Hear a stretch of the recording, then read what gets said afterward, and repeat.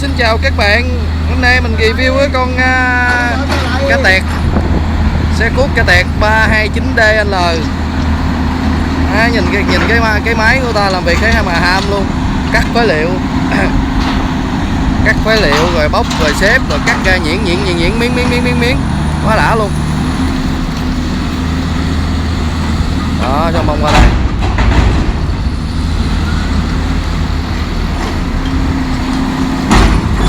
Nè, đưa vô đây cắt. Bãi này là bãi phế liệu nha mọi người. Đó, bẻ, cắt xong rồi bẻ xong rồi cắt. Việt Nam mình ít đầu tư mấy con này lắm. Đó, xong quăng vô phế liệu. Phế liệu thì cắt nhỏ ra có giá hơn. Đó, phế liệu mình cắt nhỏ ra, anh quăng vô thùng thì lúc nào giá nó cũng cao hơn là mình để bự như vậy. Thì người ta lấy công, người ta làm lời. Đó, đưa vô đây cắt. Cá tẹt 329DL. Đó, bóp lại cắt nhuyễn luôn á. Đây quay cắt nhuyễn luôn, quá đã. Cắt xong rồi cấu, xong rồi nghiến, nhai, xong rồi nuốt.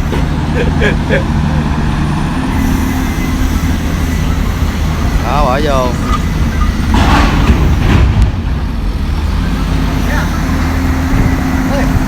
No more.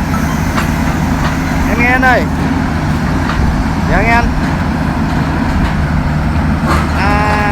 2 cây bự với 1 cây nhỏ. Dạ.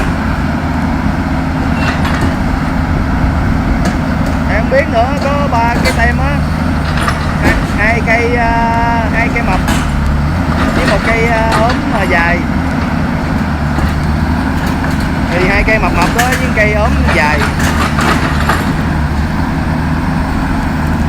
Đúng rồi, em chụp cây sau là cây mập đó, nó có 2 cây mập với cây ốm. Dạ. Qua Tết. Đúng rồi. Ok, anh muốn cộng nhiêu cũng được. Đồng tin mà. Dạ.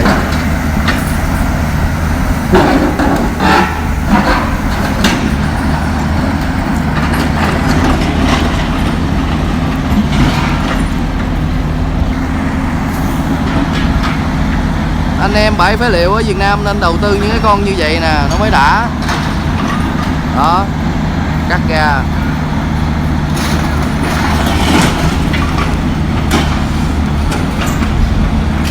Mà cái người là tài xế mình lấy cái xe xúc hay xe cuốc này nó cũng là rất là hay, điều khiển phải dữ lắm.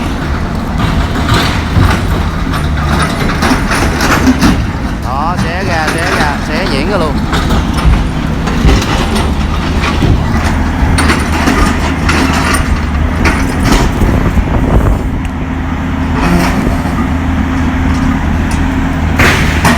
Trả tiền không? Trả tiền. Ở đây ta đầu tư nhiều lắm.